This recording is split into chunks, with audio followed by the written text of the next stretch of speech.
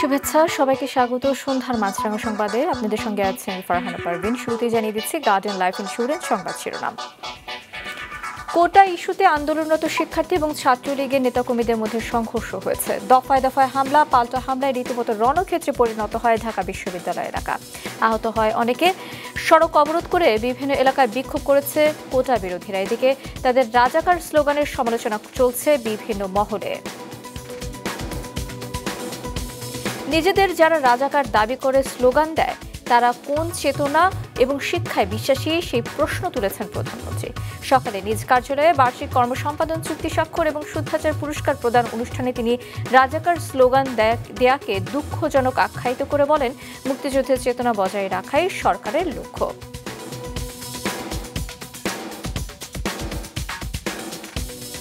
সাপ্তাহিক বা পাক্ষিক হিসেবে নয়, প্রতিদিনই বাড়ছে নিত্যপণ্যের দাম। সপ্তাহের মাঝপথে আরও বেড়েছে বেশিরভাগ সবজির দাম। অধিকাংশ ক্ষেত্রে বেড়েছে কেজিতে 10 থেকে 15 টাকা পর্যন্ত। এখনো চড়া পেঁয়াজ, বেড়েছে চালের দাম। বরাবরের মতোই সরবরাহ সংকটকে দায়ী করেছেন বিক্রেতারা।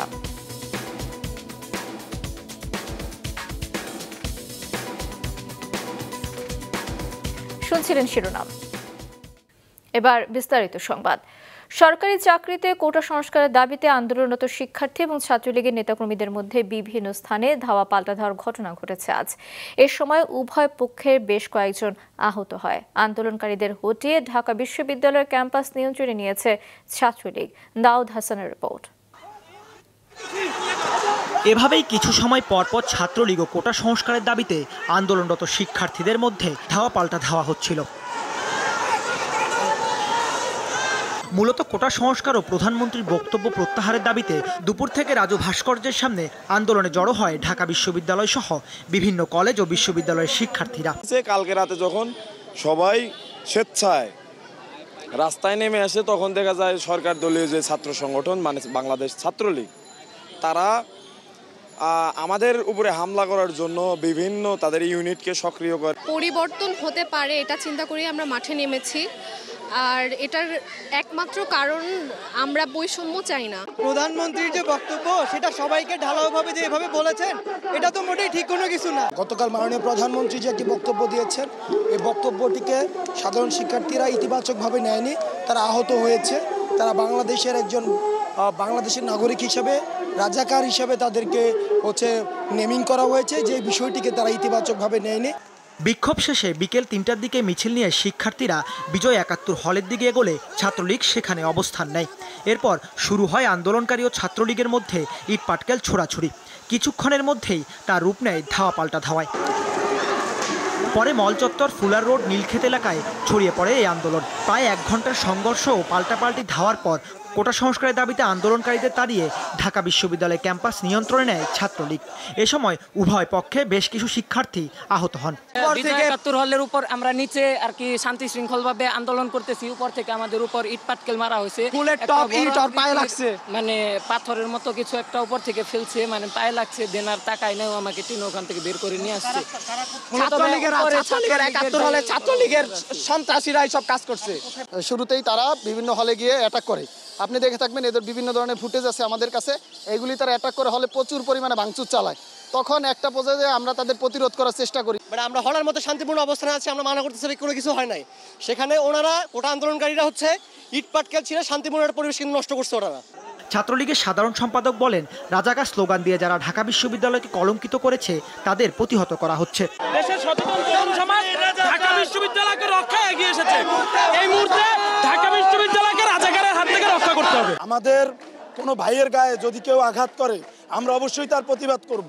আমরা আবার স্বাধীন করব। 1971 সালে যেভাবে স্বাধীন করেছিলাম সেভাবে আবারও স্বাধীন করব আমরা। এই বিশ্ববিদ্যালয়ে দাঁড়িয়ে যারা নিজেদেরকে রাজাকার বলেছে তাদের বিরুদ্ধে আমরা যুদ্ধ করতে চাই। এদিকে রাজধানীর বাইরেও দেশের বিভিন্ন স্থানে ছাত্রলীগ ও কোটা সংস্কারের দাবিতে আন্দোলনকারীদের মধ্যে সংঘর্ষের ঘটনা ঘটে। চট্টগ্রাম বিশ্ববিদ্যালয়ে কোটা আন্দোলনকারীরা রেল স্টেশন অবস্থান নিয়ে বিক্ষোভ করে। ক্যাম্পাসে শহীদ মিনার এলাকায় বিক্ষোভরত শিক্ষার্থীদের সাথে ছাত্রলীগের ধাওয়া পাল্টা ধাওয়া হয়, এতে কয়েকজন আহত হয়। যশোরে বিক্ষোভ কর্মসূচিতে যাওয়ার পথে সরকারি মাইকেল মধুসূদন কলেজের শিক্ষার্থীদের উপর হামলার ঘটনা ঘটে। একই দাবিতে নীলফামারীতে বিক্ষোভ ও মানববন্ধন হয়েছে। দুপুরে শহরের চৌরঙ্গি মোড়ে মানববন্ধন শেষে মিছিল বের করতে চাইলে তাতে বাধা দেয় পুলিশ। সরকারের দাবিতে দুপুরে রাজশাহী বিশ্ববিদ্যালয়ের প্যারিস রোডে অবস্থান নিয়ে বিক্ষোভ করেন আন্দোলনরত শিক্ষার্থীরা। এদিকে দিনাজপুরে একইভাবে কর্মসূচি পালন করেছেন হাজী মোহাম্মদ দানেশ বিজ্ঞান ও প্রযুক্তি বিশ্ববিদ্যালয়ের শিক্ষার্থীরা। দুপুরে বিক্ষোভ মিছিল শেষে 10 মাইল মহাসড়ক অবরোধ করেন তারা, এতে বন্ধ হয়ে যায় যান চলাচল। মাছরাঙা সংবাদ, ঢাকা। যারা নিজেদের রাজাকার দাবি করে স্লোগান দেয় তারা কোন চেতনা এবং শিক্ষায় বিশ্বাসী, সেই প্রশ্ন তুলেছেন প্রধানমন্ত্রী শেখ হাসিনা। সকালে নিজ কার্যালয়ে বার্ষিক কর্মসম্পাদন চুক্তি স্বাক্ষর এবং শুদ্ধাচার পুরস্কার প্রদান অনুষ্ঠানে তিনি আরও বলেন, মুক্তিযুদ্ধের চেতনায় দেশকে এগিয়ে নিতে হবে। আর জানাচ্ছেন ইবতেশাম নাসিম মৌ। বার্ষিক কর্মসম্পাদন চুক্তি স্বাক্ষর এবং এপিএ শুদ্ধাচার পুরস্কার প্রদান 2024 অনুষ্ঠানের প্রধান অতিথি ছিলেন প্রধানমন্ত্রী শেখ হাসিনা। মূলত সরকারি কর্মকর্তাদের কাজের জবাবদিহিতা, মন্ত্রণালয় ও বিভাগগুলোর কর্মস্বচ্ছতা এবং প্রাতিষ্ঠানিক অগ্রগতি অবহিত করতেই এই আয়োজন। 52টি মন্ত্রণালয় ও বিভাগের জ্যেষ্ঠ সচিব এবং সচিবগণ 2024-25 অর্থবছরের বার্ষিক কর্মসম্পাদন চুক্তি স্বাক্ষর করার পর প্রধানমন্ত্রীর হাতে তুলে দেন। জনাব মোহাম্মদ হাবিবুর রহমান 2022-23 অর্থবছরে এপিএ শুদ্ধাচার বিচারে প্রথম থেকে তৃতীয় স্থান অর্জনকারী মন্ত্রণালয়কে ক্রেস্ট ও সম্মাননা প্রদান করা হয় এবং চতুর্থ থেকে দশম স্থান অধিকারী মন্ত্রণালয় ও বিভাগকে সম্মাননা দেন প্রধানমন্ত্রী। প্রথম স্থান অধিকার করে বিদ্যুৎ বিভাগ, দ্বিতীয় জনপ্রশাসন মন্ত্রণালয় এবং জ্বালানি ও খনিজ সম্পদ বিভাগ তৃতীয় স্থান অর্জন করে। এরপর দেয়া হয় এপিএ শুদ্ধাচার পুরস্কার 2023-24। ব্যক্তি পর্যায়ে এবার এই পুরস্কার পান শ্রম ও কর্মসংস্থান সচিব মাহবুব হোসেন। বক্তব্যে দুর্নীতি দমনে সরকারের জিরো টলারেন্সের কথা আবারও মনে করিয়ে দেন প্রধানমন্ত্রী। নির্দেশ দেন উচ্চ পর্যায়ের জবাবদিহিতা নিশ্চিত করার পাশাপাশি তৃণমূল পর্যায়ে কড়া নজরদারির। আমরা দুর্নীতি জিরো টলারেন্স ঘোষণা করেছি। দুর্নীতি ধরতে গেলে আমাদের সরকারের উপর দায় চাপিয়ে দেওয়া হয়। আমি এটা বিশ্বাস করি না। আমি সমাজটাকে আরও শুদ্ধ করে দেশের মানুষের কল্যাণে কাজ করার সুযোগ যাতে সৃষ্টি হয় সেই ব্যবস্থাটাই নিতে চাই এবং সেই পদক্ষেপটাই আজকে আমরা দিয়েছি যে কোনো মতেই এই দুর্নীতিকে আমরা প্রশ্রয় দেব না। কোটা বিরোধী আন্দোলনের নামে যারা নিজেদের রাজাকার দাবি করতে লজ্জা পায় না তারা কোন চেতনা ও শিক্ষায় শিক্ষিত, সেই প্রশ্ন তোলেন প্রধানমন্ত্রী। আমাদের গেরিলা যুদ্ধ হয়েছে, এখানে কেউ শান্তি কমিটিতে, কেউ রাজার কমিটিতে ছিল, কিন্তু অনেকে মানুষের ক্ষতি করেনি। কিন্তু যে বাহিনীগুলি তারা তৈরি করেছিল, তাদের হাতে অস্ত্র দিয়েছিল এবং তাদেরকে দিয়ে মানুষের ক্ষতি করতো, অত্যাচার করতো এবং লুটপাট করতো, গণহত্যা চালাতো। তাদের বিরুদ্ধেই আমরা ব্যবস্থা নিয়েছি। দুর্ভাগ্য যে এখন যখন শুনি সে মেয়েরাও স্লোগান দেয়, এটা কোন দেশে আমরা আছি, এরা কী চেতনায় বিশ্বাস করে, কি শিক্ষা তারা নিল যে মুক্তিযুদ্ধ আমাদের গর্বের। আমাদের সেই শিক্ষা নিয়ে এগিয়ে যেতে হবে, মুক্তিযুদ্ধের চেতনা নিয়ে। মূল্যস্ফীতি যাতে না বাড়ে এবং দ্রব্য মূল্য নিয়ন্ত্রণে সরকারি কর্মকর্তাদের কঠোর নজরদারি বাড়ানোরও নির্দেশ দেন তিনি। মূল্যস্ফীতি হ্রাস করতে। ইবতেশাম নাসিম মৌ, মাছরাঙা সংবাদ, ঢাকা। শিক্ষার্থীদের কোটা আন্দোলনকে সরকার বিরোধী কর্মসূচিতে পরিণত করার চেষ্টা করছে রাজনৈতিক অপশক্তি, বলেছেন আওয়ামী লীগের সাধারণ সম্পাদক। আর পররাষ্ট্রমন্ত্রী বলেছেন এটি কোটার নামে সরকার এবং রাষ্ট্রবিরোধী আন্দোলন। আজ রাজধানীতে আলাদা প্রেস ব্রিফিংয়ে তারা এই কথা বলেন। প্রধানমন্ত্রী কি বলেছে, কোটার সুবিধা মুক্তিযোদ্ধা নাতি পুতিরা পাবে না, তো কি রাজাকারের নাতি পুতিরা পাবে? এ কথা তিনি যথার্থই বলছেন। আমরা মনে করি ছাত্রদের কোটার সংস্কারের আন্দোলনকে চিহ্নিত রাজনৈতিক অপশক্তি সরকার বিরোধী আন্দোলনে পরিণত করতে চায়। আসলে কালকের স্লোগান এবং কালকের যেই সমস্ত উদ্ধত্তপূর্ণ স্লোগান এবং বক্তব্য, এতে প্রমাণিত হয় এটি কোটা বিরোধী আন্দোলন নয়, এটি রাষ্ট্রবিরোধী সরকার বিরোধী আন্দোলনের রূপ দেওয়ার জন্য চেষ্টা করা হচ্ছে। চাকরির জন্য আন্দোলন করতে গিয়ে শিক্ষার্থীদের রাজাকার পরিচয় দেয়াকে স্বাধীনতার পাশাপাশি মুক্তিযুদ্ধেরও চরম অবমাননা বলছেন মুক্তিযোদ্ধারা। ওই ঘটনায় তীব্র নিন্দা জানিয়ে এর পেছনে কুশীলবদের বের করার আহ্বান জানিয়েছেন তারা। ওবায়দুল কবির রিপোর্ট। সন্তান নাতিপুতিরা কেউ মেধাবী না, যত রাজাকারের বাচ্চারা নাতিপুতি হলো মেধাবী, তাই না? এই বক্তব্যের পর রাতেই এর প্রতিবাদ জানিয়ে রাজপথে নামে কোটা বিরোধী আন্দোলনকারীরা। স্লোগানে নিজেদের রাজাকার বলে সম্বোধন করে তারা।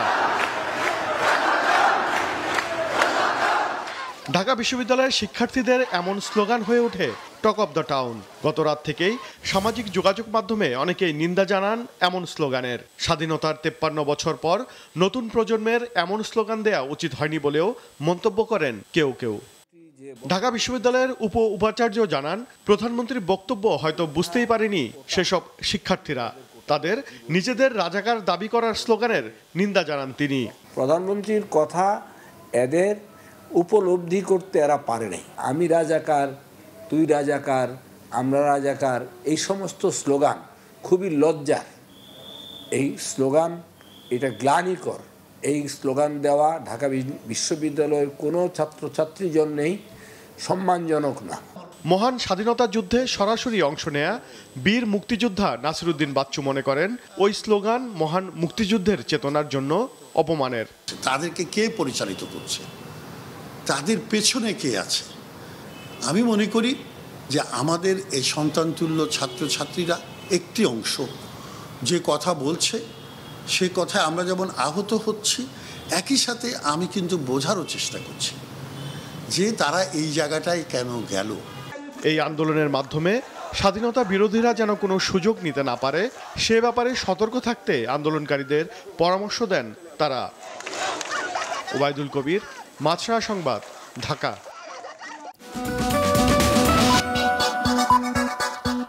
আবার আমন্ত্রণ সন্ধ্যার মাছরাঙা সংবাদে।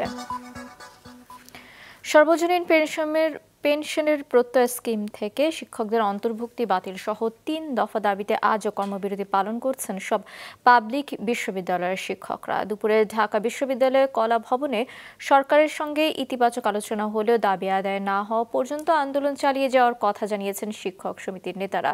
সে সময় তারা বলেন, তাদের আন্দোলন যৌক্তিক এবং দ্রুত এই সমস্যার সমাধানে দুপক্ষই আন্তরিক। নিজেদের মধ্যে আলাপ আলোচনা করে দাবি আদায়ের নতুন কর্মসূচি দেওয়া হতে পারে বলেও আভাস দিয়েছেন শিক্ষক নেতারা। শিক্ষকরা এখন আত্মমর্যাদা, আত্মসম্মানের জন্য লড়াই করছে। আমরা মনে করি আমাদের যৌক্তিক সেই 9 বছর যেটা নিয়ে আমরা সংগ্রাম করছি, আমাদের সেই দাবিটা এখনই পূরণ করা উচিত বলে আমি মনে করি। সপ্তাহের মাঝপথে আরও বেড়েছে বেশিরভাগ সবজির দাম। অধিকাংশ সবজির দাম কেজিতে বেড়েছে 10 থেকে 15 টাকা পর্যন্ত। বেড়েছে চালের দামও, কিছুটা কমেছে কাঁচামরিচ, এখনও চড়া পেঁয়াজের দাম। মাহমুদ কমলের রিপোর্ট। 1 কেজি সবজি কিনতে চান তাহলে আপনার পকেটে 100 টাকাও যথেষ্ট নয়, কারণ 3 দিনের ব্যবধানে বেশিরভাগ সবজির দামই কেজিতে বেড়েছে 10 থেকে 15 টাকা। তাতে অধিকাংশ সবজি এখন বিক্রি হচ্ছে 100 থেকে 120 টাকায়। বিক্রেতারা বলছেন বাজারে চলছে সবজি সংকট। প্রতি কেজিতে 10টা 15টা 5 টাকা প্রতিদিন বাড়ে। ভেন্ডি দরকার 20 কেজি, একটা অনুযায়ী কথা এই জায়গায় 5 কেজি মাল খুবই সংকট।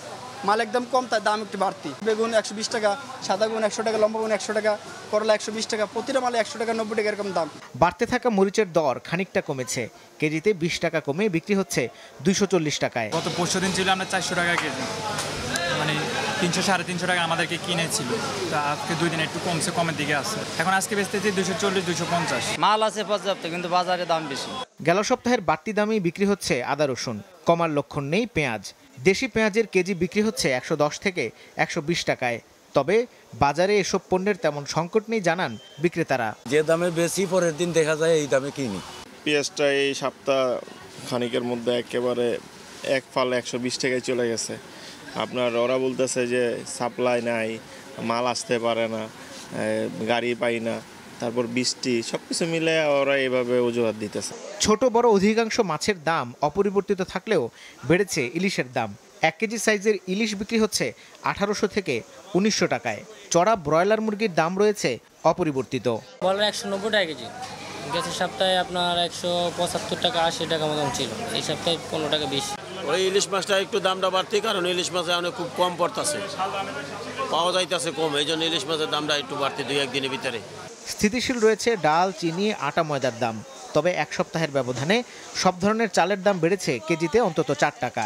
মোটা চাল 40 টাকা আর সরু চাল বিক্রি হচ্ছে 72 টাকা কেজি দরে। মাহমুদ কমল, মাছরাঙা সংবাদ, ঢাকা। হযরত শাহজালাল আন্তর্জাতিক বিমানবন্দর দিয়ে বন্ধ হয়েছে আমদানি কার্যক্রম। কুরিয়ারে আনা পণ্য C&F এজেন্টদের বাদ দিয়ে সংশ্লিষ্ট কুরিয়ার প্রতিষ্ঠানের মাধ্যমে রাজস্ব পরিশোধ এবং ছাড় করার নতুন নিয়ম বাতিলের দাবিতে সব ধরনের কার্যক্রম বন্ধ করে দিয়েছে C&F এজেন্টরা। সকালে C&F এজেন্টরা তাদের অফিস বন্ধ করে রাস্তায় নেমে এসেছে। কাস্টমস হাউসে কাউকে প্রবেশও করতে দিচ্ছে না এজেন্টরা। এই বিমানবন্দর দিয়ে আমদানি করা পণ্যে প্রতিদিন প্রায় 30 কোটি টাকার রাজস্ব আদায় করে সরকার। রোববার থেকে রাজস্ব আদায় বন্ধ হয়ে গেছে। বিমানবন্দর সংশ্লিষ্টরা বলছেন প্রতিদিন মোট আমদানির 5% আসে কুরিয়ারে। C&F এজেন্টদের প্রতিনিধিরা দাবি করছে এসব কাজ করতে তারাই সক্ষম।